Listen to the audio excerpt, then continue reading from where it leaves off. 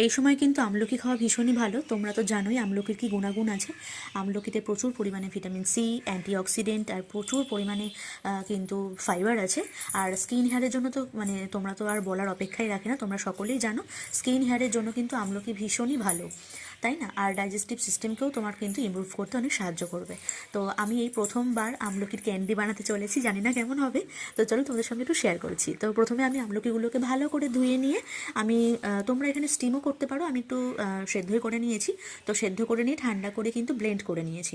তো এখানে নিয়েছিলাম চিনি, আমি খুব বেশি চিনি দিইনি, আমি একটু টক মিষ্টি রাখতে চেয়েছি, তো আমি হালকাই চিনিটা দিয়েছি। আর এই দেখো, এটাকে কিন্তু কন্টিনিউয়াসলি এরকম নেড়ে যেতে হবে। আর হ্যাঁ, প্যানে আমি দিয়েছিলাম, মানে প্যানটা গরম করে দিয়েছিলাম একটু অল্প ঘি।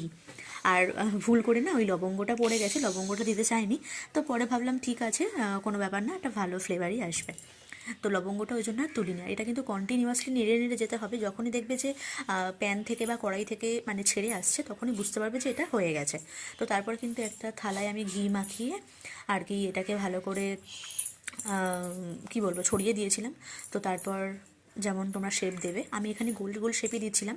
একদম জানো তো ভীষণ নরম হয়, তো সেরকমভাবে শেপ মানে দেওয়া যায় না।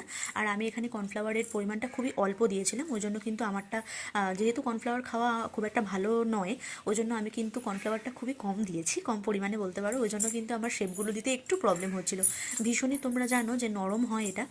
তোমরা যারা করেছো তারা তো জানোই, আর যারা করোনি তারা কিন্তু এই শীতে একবার অবশ্যই ট্রাই করো।